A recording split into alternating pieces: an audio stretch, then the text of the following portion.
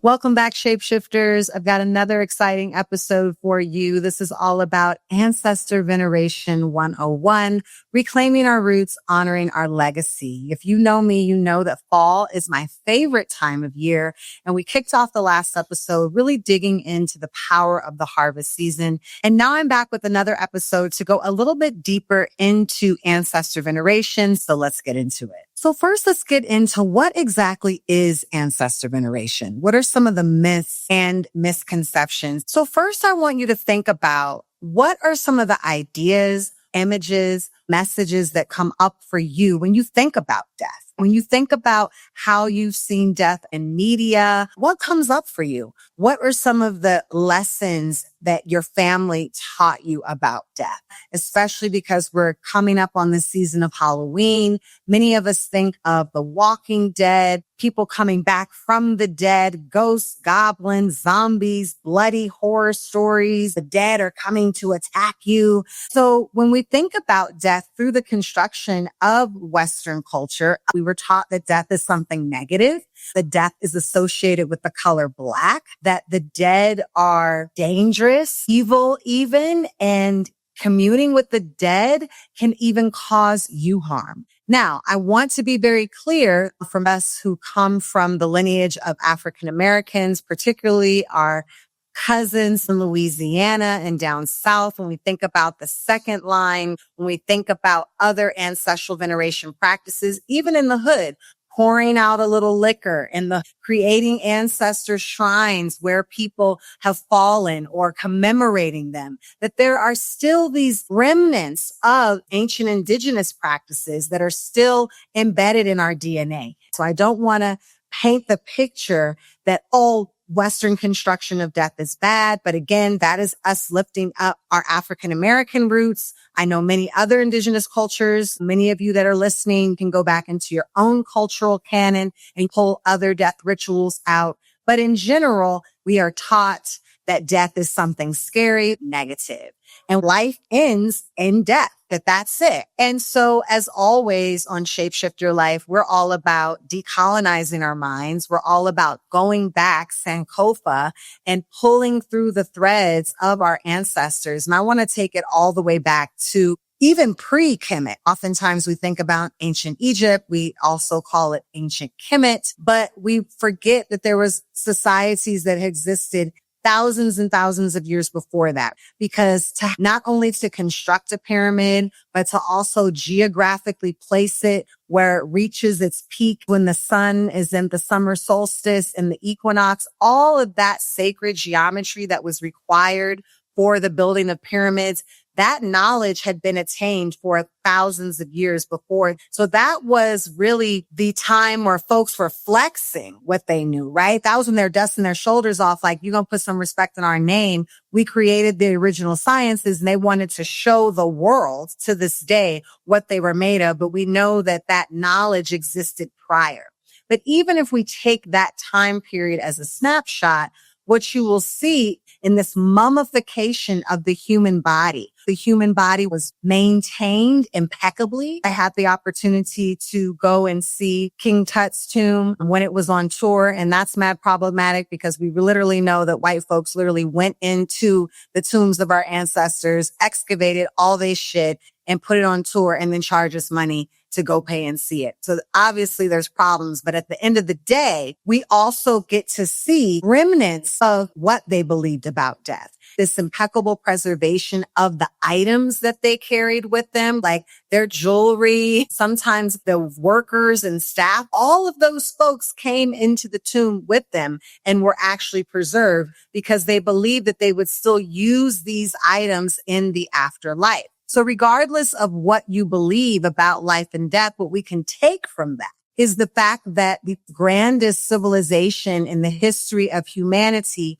believed that the earthly realm was not the end, that there was more. After you shed your physical body, there's an opportunity to join a metaphysical realm. Some of them even brought their pets and they mummified their pets. And so we see in all ancient cultures, this idea that the physical experience on planet Earth was not the end. Even though that spirit sheds the physical body, that spirit is alive. So the invitation is to reclaim our own lineage, our own power as it relates to ancestral memory. And this becomes a hot topic because there are folks out there that believe that they were a bird in a past life and they were a cat.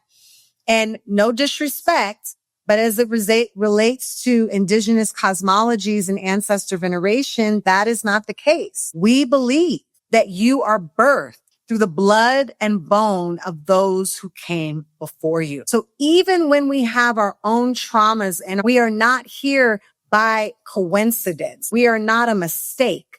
That the things that you like to do, if you have a gift of song, a gift of dance, a gift of cooking, a gift of photography, a gift of spirit, believe it or not, somebody in your family did as well. I come from a family of priests and reverends and deaconesses. So it's no coincidence that I'm here doing what I'm doing. Now, let me tell you, they definitely were not practicing African spirituality, and they probably would call me crazy if they were here today.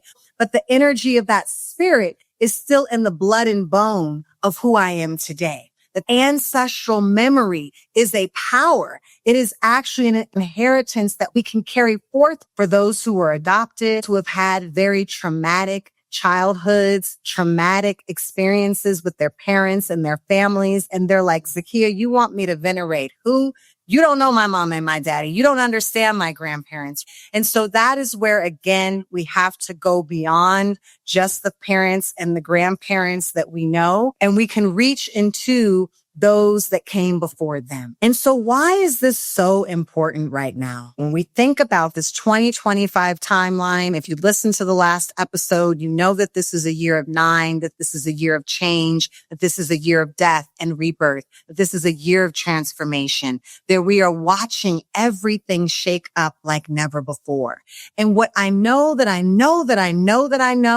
is that what we're experiencing on this planet right now, it is not a physical war. It's a spiritual war. It is a revolution, but it is a revolution of spirit. And that currency of spirituality, your spiritual practices, honoring the cycles of the season, honoring the forces of nature, and honoring your ancestors are a superpower, are a toolkit that was willed to you when you were born, that allows you to remember that you are not walking this path alone. And so in the midst of all of these shifts on the universe, we've got to go to what is eternal. We have to go to what they could not build, so they definitely cannot destroy it. We have to go to that which is solid. And what is solid and known is that you have a spiritual team of forces that surround you, that are here to guide you, that can alchemize your pain into pleasure, turn an empty bank account into a bank account of abundance, shift the power of sickness into the optimal health. And no, I'm not saying that ancestors are gods. I'm not saying that. I still believe in one God. Your ancestors still believed in one higher power, but they also know that there are other forces, and those forces are intermediaries, that actually we don't go to God with our small problems, that we can go to these intermediaries. These intermediaries in the Abrahamic tradition are called angels. So it's like, people can accept angel and be cool with it, but as soon as you say ancestors, they feel some type of way. It's so interesting, as you know, that I'm here in Mexico City, and I watch some folks of African descent feel so uncomfortable around ancestor veneration. But when Dia de los Muertos pops up, they're the first one in the skull. They done painted their whole face. They can go to somebody else's cemetery of loved ones that aren't even related to them, but don't even go to their own. If you're looking at your life right now and you're wondering why maybe things aren't working for you, one of the first places that you need to look at, what's my relationship with my ancestors? The first thing that we all can do is pull out ancestry.com, call big mama, grandma, call your daddy, your cousin, your auntie, anybody that you know in your family, and start to trace your family lineage, to go back to your mother's mother's mother's mother's mother's mother's mother, to go back to your father's father's father's father's father's father. Yes, we honor cousins. Yes, we honor aunties. I know that I've had father figures in my life that were not even blood related to me, but have stood in the gap in places where my father was unable to. Iba Willie Vance, I'm going to call his name right now. So it doesn't mean that these people are not important, but we really want to go back into literally your ancestors, those that you were related to, and see how far back you can go. This is a powerful exercise because it gives us the opportunity to maybe connect with family members that we haven't spoken to in a while, to harvest all the gifts, the family photos, the stories, recipes of those that came before us. My grandmother was a vocalist and I'm a vocalist. I didn't know that when I was a child. That was something that I learned through my own harvesting these ancestral stories to allow me to know that what is in me is not just in me by coincidence. So gathering those names, stories as far as you can. I've gone all the way back to literally my family members that were enslaved. I literally have documentation of the plantation where some of my ancestors were kept. I also have free Blacks that are in my family. And so for many of us who are foundational Black Americans, we can trace that lineage up to so far. And then the record keeping starts getting shifty. So do the best that you can. I've actually gotten an ancestral reading, which allowed me to also know that before my ancestors came to America, they actually went through Haiti. And I ended up marrying a Haitian man. Like my ancestors already knew that. And I didn't find that information out till I was well into my 30s. But then I was able to start connecting the dots on how so many aspects of my life, my spiritual practice, my relationship to music and art, what calls me to Haitian dance, because my body already knew those rhythms. I walked into dance class and I knew how to do every dance. It was already built into my DNA, built into my ancestral memory, only later to get a reading and to find out, yep, that's where your people came from. So your bloodline is powerful. Your bloodline is purposeful. Your bloodline is here to support you. And so being able to call out their names, if you do nothing else, we don't wait until we're broke. We don't wait until we break up with somebody. We don't wait until we get sick to say, oh, now I need to go to my ancestors. Well, honey, you haven't been honoring them. Why should they support you? Right? We want to be in a place of momentum. We want to be in a place where we already have done so much veneration. The altar is tight. The food is laid. The names are being called on a regular basis. We're going to them just to say thank you before we ask for anything, because we built up that relationship with them that then when that hardship, that challenge comes, that relationship is already intact. That momentum has already been set in motion, and then we can take it even further. So the invitation, as I said in the last episode, is to start your ancestor veneration practice, because harvest season, the season of fall, the veil is thin. That means the ability for you to reach out to them, for them to hear you. The distance is shorter so that your prayers will land on their ears. When we set up altars, what you're doing is you're creating a portal. It's like if somebody was trying to get your attention. It's one thing if somebody calls me Zakia, but it's another thing if they call me Oyadolu. That's my Ifa name. And it's another thing if they call me Shapeshifter. So if somebody has created a table and they're playing my music, literally probably music that I recorded, and they're saying all of my different names, and they prepared a table with all my favorite foods, and I'm in the metaphysical realm, that's going to get my attention. You can think of it as a speaker, that the distance between you contacting them is shorter.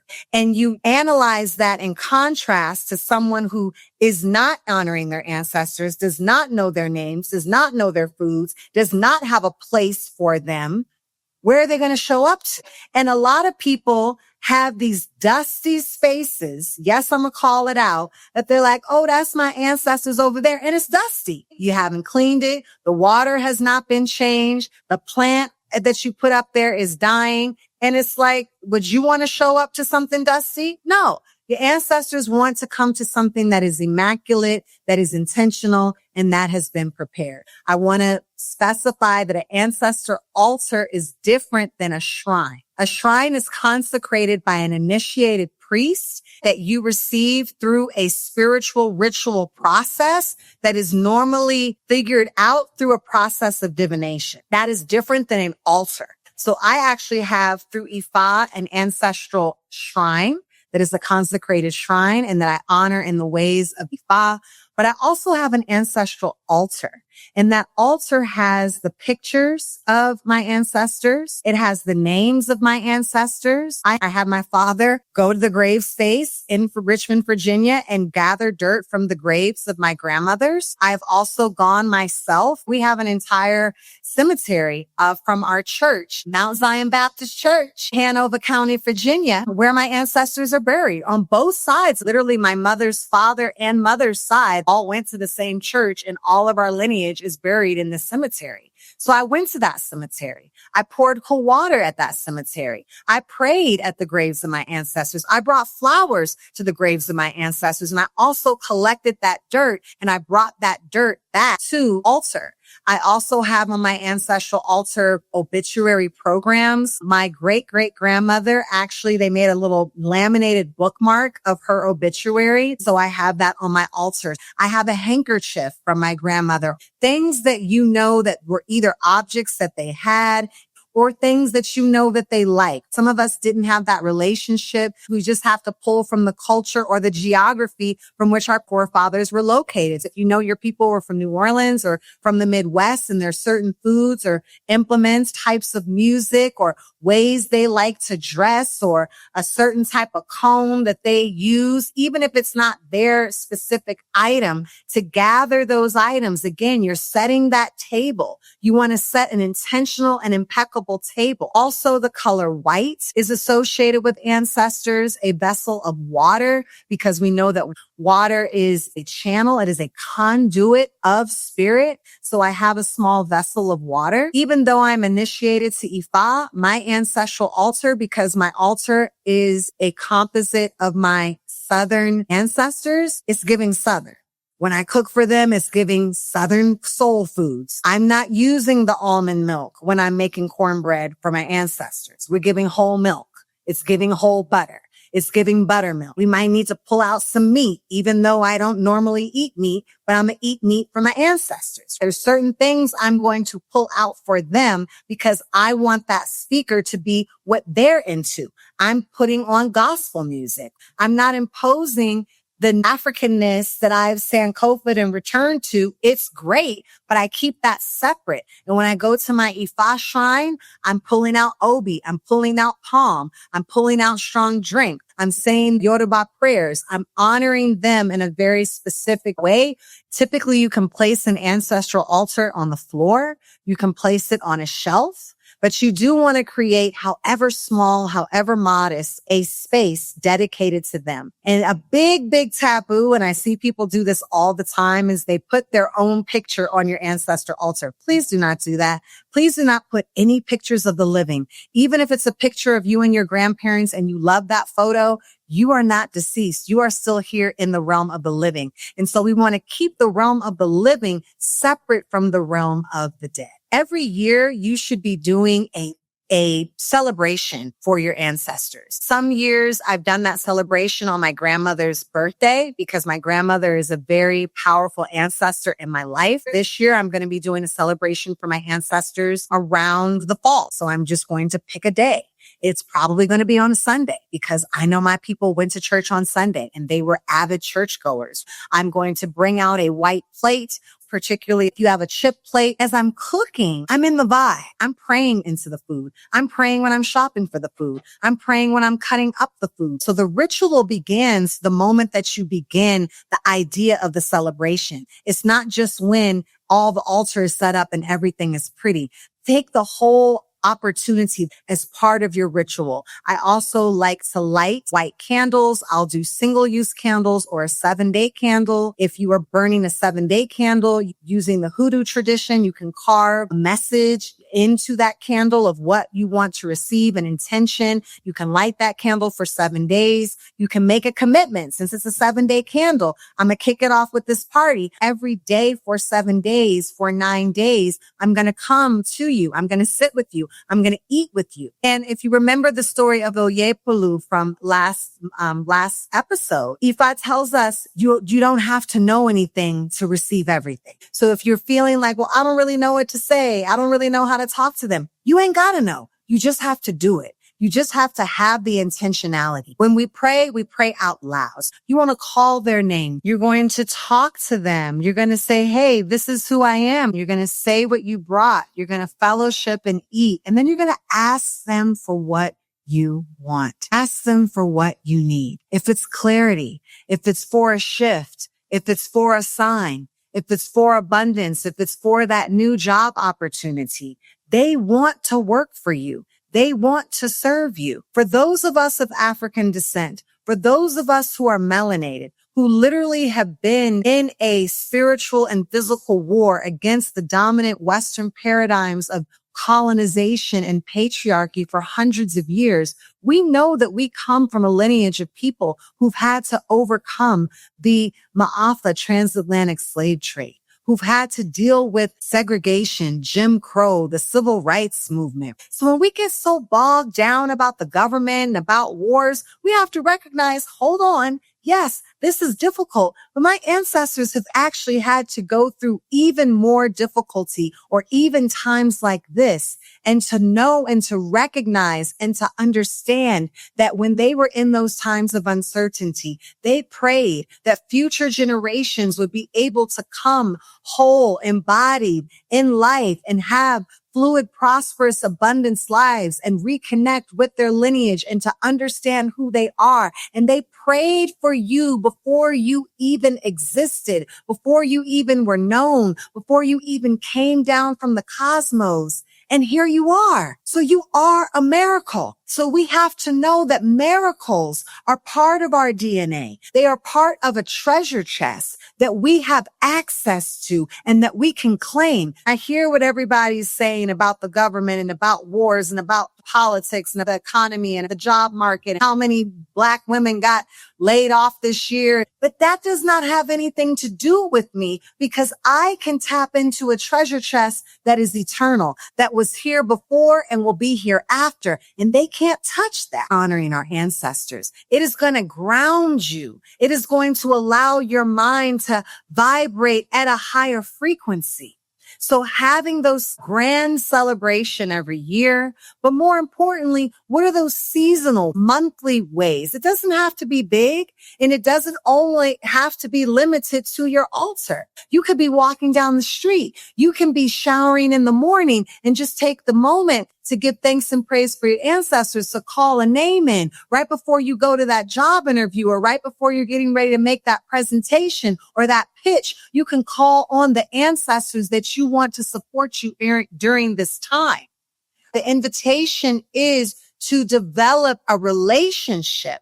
If somebody wanted to be your friend and they wanted to be in a relationship with you and they only called you once a year, what would the nature of that relationship be like? We can cultivate relationships with the metaphysical realms and with spirits in the metaphysical realm every day, every month, every week, all throughout the year. And the stronger that relationship becomes, the more you build that muscle, the bigger the speaker, till you get to the point where they're calling on you. Some of you right now are being called on by your ancestors. Some of you right now keep getting that tap, tap, tap. Some of you are being called to, you don't know why this certain family member keeps coming up. Maybe you were named after them. Maybe they're your namesake. Someone comes to you in a dream, and the question becomes, are you ready to receive? Are you ready to listen? They're pushing you to make a space. They're pushing you to make a way. They've got a gift for you, but you haven't made a space to receive the gift. And you're going out into the human doingness of life,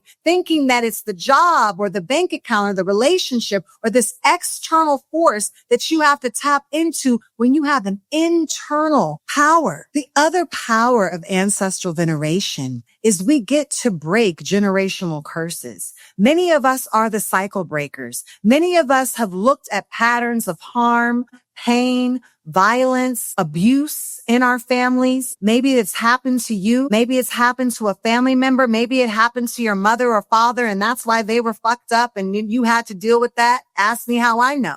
And so by developing a relationship with my ancestors, I get to heal that work. As I sit down in my altar, I'm healing my bloodline 7 generations back and 7 generations forward. Because remember, time is a construction. Time is not real. Time does not really exist. You are benefiting off of prayers that happened before you were even born. So the frequency that you put out can heal the past and the present and the future at the same time. Every person that was in your family does not get to go on your ancestral altar. That's a little bit more Ancestor Veneration 102. This is the 101 class. The 102 class is when you're able to tap into some level of divination through a pendulum, through cowrie shells, through Obi, through a trusted medium, and you're actually able to ask this ancestor really someone that I should be on my altar. Also 102, you can get to the Misa level. Many of you in the Lukumi or the Santeria tradition know that you can have a Misa where you literally speak with them directly, where you can ask them questions and they can ask you questions. So there's levels to the ancestor veneration. Some of folks that are devotees of Ifa actually are initiated into the Egungun. Egun means bone. So we say Egungun, we say bone, bone. Just like you say tray, or real, we put that double on it. It means something. So when we call on our ancestors, we say that bone, that Egungun. Some folks are actually initiated into the Egungun society. They are initiated into a society where their sacred purpose and power is to steward the realm of the dead. We also know that as Black folks, we have cultural ancestors. Folks like Malcolm X, Harriet Tubman, they might not have been in your bloodline, but they are still people that you call upon. For this, I'm going to urge you to push on the folks that are actually in your bloodline. But if you want to expand that lens. So again, ancestor veneration is something that all traditions do. It's only when Black people start doing it that people start getting scared of it. But this is part of the reclamation of your power. And this is part of decolonizing your mind. When there's no other thing that you can rely on in the world, you can rely upon your ancestors. Many folks are attracted to African traditional religions, and the first thing that they want to do is they want to get initiated. But we are taught in Ifa or Re, your own self. That is the first initiation that you go through. Your crown chakra, your personal power, Egungun, your ancestors, and then Orisha. So you don't get to leapfrog over the people that birthed you, that gave you the gifts in your own DNA so you can start honoring Oshun. I feel like I have this relationship with Oshun. I feel like I have this relationship with the goddess. And your ancestors are sitting right there, altar dry, prayers dry, haven't given them a plate of food. It doesn't work like that. You got to start at home first. And everybody's calling upon the Orisha, but only you and your bloodline are the ones calling upon your ancestors. That connection is even closer. My journey into initiation to Oya was a 20-year journey. I didn't wait for that to start my spiritual journey. I was already on that path. And Oya plays a very critical role when it comes to ancestors in the Ifa tradition because she is the one that opens the door into the realm of death. She is the one that is the bridge between the living and the dead. She is a steward of ancestors. We believe in the Yoruba tradition that it is Oya who gave birth to the Egungun masquerade. If you're familiar with the masquerade is its own secret society. And it started off by being led by women, believe it or not. And then it was eventually taken over by the men. But it is Oya who gave birth to that. So because of that, it makes me have to honor my ancestors even more because as I'm honoring my ancestors, I'm honoring Oya. And as I'm honoring Oya, I'm honoring myself. And as I record this episode to you today from Mexico City, I am hearing the wondrous thunder of Oya. She is co-signing what I have to say. I know that you can't hear it in the interwebs, but I'm hearing it now, just allowing me to know that she's with me right now. She's listening to the words. She's doubling down on what I'm saying. If you've ever heard powerful thunder, you know that thunder will shake you to your core. That is the power of Oya, and that is the power of that relationship into the ancestral realm. I affirm that you deepen your relationship with your ancestors, that becomes a North Star sanctuary, a safe place as to go and to receive counsel and insights, thought partnership. Your ancestors are here to give you the gifts, to give you the spiritual inheritance that you are deserving of. Many of us have come from families. I know me. Let me make an I statement. They maybe couldn't pass down a lot of money. There's no trust fund set up for me, but what my ancestors gave me in their spiritual inheritance is greater than money can buy. It's priceless. And not only am I imbued with it, but I have made sure that my future has been imbued, my future as my daughter, the blood and bone that came from me, has a strong ancestor practice, knows the names and the stories of the people who came before her, and has her own relationship with them. For those of you who are parents, I'm going to say it over and over and over again.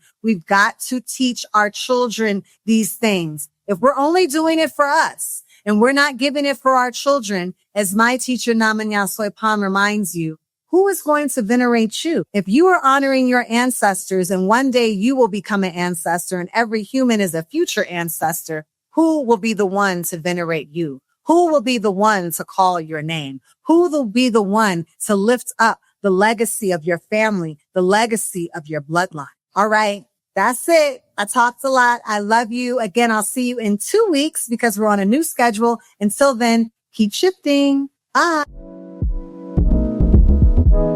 Thank you for tuning in today, Shapeshifters. Your presence means the world to me, and I deeply appreciate you being here. If something resonated with you, don't forget to subscribe so you never miss an episode. Leave a comment and spread the love by sharing with others.